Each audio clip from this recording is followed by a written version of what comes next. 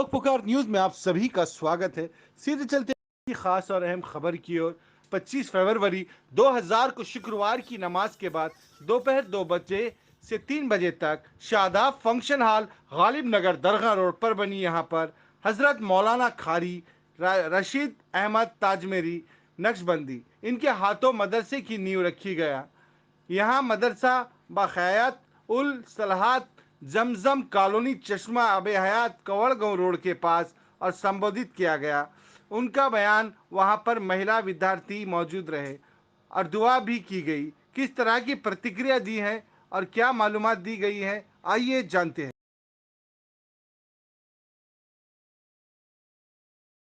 नहीं, बहुत इंशाल्लाह ये धूप में जो बैठे हैं जुमा के दिन, ये बुजुर्गान दीन, इंशाल्लाह इनकी ये कुर्बानी रंग लाएगी और इंशाल्लाह मदरसा तामीर होगा और अच्छी तरह से बनेगा। और ये सब बुज़ुर्ग भी आए, हज़रत मौलाना हामिद साहब तशरीफ़ लाए, मौलाना जमील अहमद कासमी तशरीफ़ लाए, हज़रत मौलाना तशरीफ़ लाए। अल्लाह ताला तमाम के आने को कबूल फ़रमाए। ये बड़ी नेक फाली कहलाएगी और बड़ी अच्छी बात कहलाएगी कि ऐसे मौके पर ऐसे बुज़ुर्गान दीन जमा हो गए। इतने उलमा तशरीफ़ ले आए, ज़्यादातर उलमा हैं और दूसरे तमाम हजरात हैं जिनको मदरसा बनने की फ़िक्र है और लड़कियों की तालीम की फ़िक्र है। आज लड़कियों की तालीम के बारे में कम फ़िक्र की जा रही है, उनके कुरान करीम के बारे में, इसी तरह उनके दीन के बारे में हमको फ़िक्र करना है, क्योंकि आने वाली नस्लें उनकी गोद में पलेंगी। अगर उनके पास दीन होगा तो उनके बच्चों के अंदर वो ट्रांसफ़र होगा। हज़रत मौलाना तकी उस्मानी साहब दामत बरकातहुमुल आलिया फरमाते हैं कि जब माँ के अंदर तकवा होता है, दीन होता है और वो अपने बच्चे को दूध पिलाती है तो दूध के कतरों के साथ तकवा भी मुंतकिल होता है और ट्रांसफ़र होता है और उसके असरात बच्चों के अंदर आते हैं। कुतुबुद्दीन बख्तियार काकी रहमतुल्लाह अलैह को ख्वाजा हमीदुद्दीन नागौरी रहमतुल्लाह अलैह के पास पढ़ने के लिए बिठाया गया तो उन्होंने कहा कि माँ के पेट से 20 पारे याद करके आया हूँ और 21वें पारे से आपसे इंशाअल्लाह शुरू करूँगा। तो ऐसी ख़वातीन रही हैं और बड़ी मुबारक ख़वातीन रही हैं। हफ्सा बिनते सीरीन रहमतुल्लाह अलैहा, ये मोहम्मद इब्न सीरीन रहमतुल्लाह अलैह की हमशीरा हैं।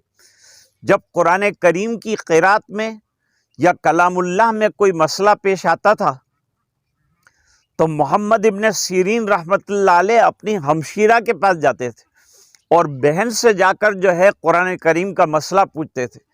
हज़रत आयशा सिद्दीक़ा रदी अल्लाह ताला अन्हा कुरान की हाफिज़ा थीं और 9 साल में निस्वानी जितने उलूम और मसाइल हैं सब हुजूर पाक सल्लल्लाहु अलैहि वसल्लम से सीखे। 2210 रिवायतें उम्मत की माओं के लिए पेश की हैं और लोगों के लिए पेश की हैं और ये ज़ख़ीरा आज अल्हम्दुलिल्लाह हमारे पास मौजूद है, जो हज़रत आयशा रदी अल्लाह ताला अन्हा की इल्मी खिदमात का एक बहुत बड़ा बाब है। ये लड़कियों की तालीम बहुत ज़रूरी है। कहते हैं कि मर्द ने पढ़ा तो एक फ़र्द ने पढ़ा, लड़की ने पढ़ा तो पूरे ख़ानदान ने पढ़ा। इस बिना पर ये कदम हज़रत मौलाना शाहिद साहब ने उठाया है।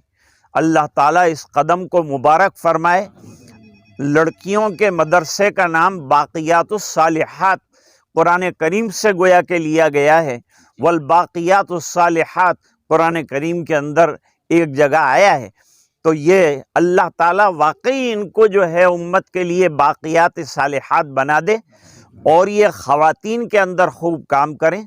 इनका जो निसाब बनाया गया है, इनके लायक बनाया गया है, इनकी ज़रूरत को सामने रखकर बनाया गया है ताकि अपने घरेलू और आइली और दीनी मसाइल ख़ुद अच्छी तरह से हल कर सकें और अपने अतराफ़ में जो ख़वातीन रहती हैं उनको भी समझा सकें, पढ़ा सकें। इस गर्ज से यतीम बच्चियां भी दाखिल की जाएंगी, दूसरी बच्चियां भी आएंगी, पढ़ेंगी और 100 बाई 100 का ये इलाका है। इसके अंदर हज़रत मौलाना शाहिद साहब ने डाभेल में सिमलक के अंदर जो बनात का मदरसा है उसको देखा है اور اس کے نقشے کو مد نظر رکھ کر یہاں سے آرکیٹیکٹ اور انجینئر صاحب کو بھی لے گئے تھے، اور انہوں نے بھی دیکھا ہے، اور دیکھنے کے مطابق انشاءاللہ اس کے بنانے کا عزم ہے۔ اب یہ خواب شرمندہ تعبیر ہو جائے، اس کے لیے دعاؤں کا یہ پروگرام رکھا گیا ہے۔ میرا چونکہ سفر تھا آگے کا، اور وہ سفر ایسا ہے کہ اگر جمعہ کے بعد یہ پروگرام رکھا جاتا تو میں شاید ہوائی جہاز پر نہ پہنچ پاتا۔ اب آپ لوگ دعا فرمائیں کہ وقت پر انشاءاللہ ایئرپورٹ پر پہنچ سکوں۔ اس کے لیے آپ حضرات کو دوپہر کے وقت اور جمعہ سے پہلے جو ہے تکلیف دی گئی ہے، آپ حضرات معاف بھی فرمائیں، بے ادبی کو یہ علماء کے بیچ میں بولنے کا کوئی موقع نہیں ہے، لیکن مولانا شاہد صاحب کی درخواست تھی اور حکم تھا کہ 2-4 کلمات جو ہیں آپ کی خدمت میں عرض کیے جائیں، تو موقع کی مناسبت سے یہ چند باتیں، اور اصل چیز دعا ہے۔ الدعاء مخ العبادہ۔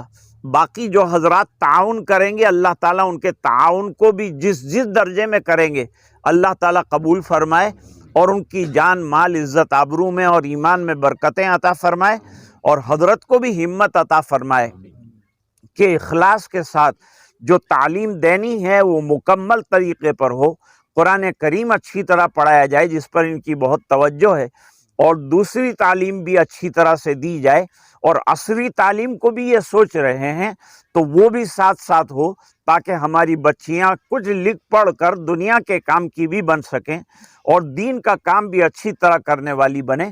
دین اصل ہے، دنیا اس کے ماتحت ہے۔ دین آئے گا تو دنیا سنبھل جائے گی، اور اگر دین نہ ہے، دنیا ہی دنیا آئی تو دنیا پریشان کر دیتی ہے اور انسان کو فتنوں میں اور گمراہیوں میں ڈال دیتی ہے۔ بزرگوں کے سامنے یہ چند باتیں بے ادبی ہے عرض کرنا، پھر بھی کر دی، امید ہے کہ یہ حضرات معاف فرمائیں گے۔ اب ہم سب مل کر دعا کریں گے۔ بسم اللہ الرحمن الرحیم۔ اللہم لک الحمد کلہ ولک الملک کلہ ولک الشکر کلہ وإلیک یرجع الامر کلہ علانیتہ وسرہ رب اغفر وارحم وانت خیر الراحمین آتنا فی الدنیا حسنہ وفی الآخرۃ حسنۃ وقنا عذاب النار وادخلنا الجنۃ مع الابرار یا عزیز یا غفار رب یسر ولا تعسر وتمم بالخیر وبک نستعین یا فتاح یا فتاح یا فتاح اللہم افتح لنا بالخیر واتمم لنا بالخیر وجعل عواقب امورنا بالخیر بیدک الخیر انک علی کل شیء قدیر اللہم یسر اللہم کمل اللہم جمل۔ اے اللہ ہمارے گناہوں کو معاف فرما، کوتاہیوں سے درگزر فرما، جس مقصد کے لیے دعا ہو رہی ہے اس مقصد میں کامیابی عطا فرما۔ فی الحال تو یہ خواب ہے، اسے شرمندہ تعبیر فرما، معاونین کی مدد فرما، کام کرنے والوں کی مدد فرما، جو کام شروع کر رہے ہیں مولانا کی مدد فرما، ہم سب کو اخلاص کی دولت سے مالا مال فرما، دین کی خدمت کے لیے اور محنت کے لیے ہمیں قبول فرما، دنیا کی تعلیم سے بھی آراستہ فرما، ہماری بچیوں کو دین اور دنیا دونوں کی تعلیم عطا فرما، اور جو ادارے چل رہے ہیں ان کی حفاظت فرما، جہاں جہاں سے حضرات آئے ہیں اور اپنے علاقے میں کام کر رہے ہیں، اے اللہ ان تمام علماء کی مدد فرما، ان کی قدردانی کی ہم کو توفیق عطا فرما، ان کا احترام نصیب فرما، اور ان کی کہی باتوں پر عمل کرنے کی توفیق عطا فرما۔ اے اللہ ہر قسم کی رکاوٹوں کو دور فرما، حاسدین کے حسد کے شر سے اللہ حفاظت فرما، اور ہر قسم کے نقصان سے خساروں سے محفوظ فرما، جگہ کی حفاظت فرما، جو کارکن کام کریں گے ان کی حفاظت فرما، جو معاونین ہیں ان کی حفاظت فرما، جلد سے جلد اس کی تکمیل فرما، اور یہاں تعلیم کا مبارک سلسلہ جاری فرما۔ اے اللہ ہماری یہ دعائیں اپنے فضل و کرم سے قبول فرما برحمتک یا ارحم الراحمین۔ اسلام نے ترقی کے تمام راستے بتائے ہیں، اگر تنزل کی طرف ہم جا رہے ہیں تو کچھ ہمیں اپنی کمیوں کو دیکھنا پڑے گا، اپنے اندر کیا کمزوریاں ہیں ان کمزوریوں کو دور کرنا پڑے گا۔ قرآن شریف میں تمام چیزوں کا ہمیں بیورا دیا گیا ہے، اور ہمیں بتایا گیا ہے کہ ہم کس راستے پر چلیں گے تو ہماری ترقی ہوگی۔ وہ زمانے میں معزز سے مسلمان ہو کر، اور ہم ذرا پریشان ہیں تارک قرآن ہو کر۔ ضرورت اس بات کی ہے کہ قرآن کریم کہتا ہے کہ تم کو سربلندیاں ملے گی، لیکن سربلندیاں حاصل کرنے کے لیے ہمیں پکا مومن بننا پڑے گا۔ دیکھنے والی بات یہ ہے کہ کیا ہم 100% مسلمان ہیں اور 100% ایمان والے ہیں؟ کیا ہمارا کردار صحابہ کی طرح ہے جنہوں نے آدھی دنیا پر اسلام کا پرچم اسی اسلام کی برکت سے لہرایا تھا؟ اور میں سمجھتا ہوں کہ حجاب یہ عورت کے لیے بہت بڑا قلعہ ہے، اس کی حیا کو سنبھالنے کا ذریعہ ہے، اور وہ پردے کے ساتھ کالج بھی جائے تو ہم کو کوئی ممانعت نہیں، لیکن ہم مکس تعلیم کو پسند نہیں کرتے۔ ان کی کالجز ہونی چاہیے اور ان کا مستقل اور انڈیویجول تعلیم کا پروگرام ہونا چاہیے۔ حجاب کسی بھی طرح سے کوئی تعلیم میں مانے نہیں ہے، دنیا کی ڈگریاں حاصل کر سکتی ہیں، آگے بڑھ سکتی ہیں۔ حجاب سے ان کی پاکیزگی کی حفاظت ہوگی، ان کے ناموس کی حفاظت ہوگی۔ اسلام پر اگر 100% عمل کیا جائے گا تو قرآن کریم نے اعلان کیا ہے وَلَا تَهِنُوا وَلَا تَحْزَنُوا وَأَنْتُمُ الْأَعْلَوْنَ إِن كُنتُم مُؤْمِنِينَ۔ سربلندی کا راز ہمارا اسلام کے اوپر عمل میں ہے، قرآن کریم کے اوپر عمل میں ہے۔ صحابہ کرام نے 2 چیزیں اختیار کی، قرآن پر عمل کیا اور حضور پاک صلی اللہ علیہ وسلم کی سنتوں کو اپنایا۔ اگر ہم یہ 2 طریقوں کو اختیار کر لیتے ہیں تو کوئی وجہ نہیں ہے کہ کوئی ہمیں پریشان کرے۔ ہم کسی سے شکوہ نہیں کرتے، نہ سیاسی اعتبار سے شکوہ کرتے ہیں، ہم تو ہمارا رونا روتے ہیں کہ ہم کو جیسا ہونا چاہیے تھا ہم نہ بن سکے، اس بنا پر یہ پریشانی ہے۔ انشاءاللہ یہ پریشانیاں بھی دور ہو جائیں گی۔ ہماری پشت پر علماء کام کر رہے ہیں جو وہ پوری طرح سے فیڈ بیک کر رہے ہیں امت کو اور گائیڈ کر رہے ہیں، طریقے بتا رہے ہیں۔ حجاب کے ساتھ کیسے پڑھا جا سکتا ہے وہ بھی بتایا۔ ابھی آزادی سے لے کر آج تک حجاب کا کوئی مسئلہ نہیں تھا، اب اچانک یہ حجاب کا مسئلہ کیوں کھڑا ہوا؟ اس کے پیچھے کیا راز ہے؟ اس کو تلاش کرنا چاہیے۔ اس کے پیچھے کس کا ہاتھ ہے؟ کون سی ادارے اور کون سی پارٹیاں جو ہے وہ اس کو اپنا ووٹ بینک چمکانے کے لیے اور مسلمانوں کو بدنام کرنے کے لیے کام کر رہے ہیں؟ ورنہ حجاب تو ہر جگہ ہے۔ حجاب کے معنی پردہ۔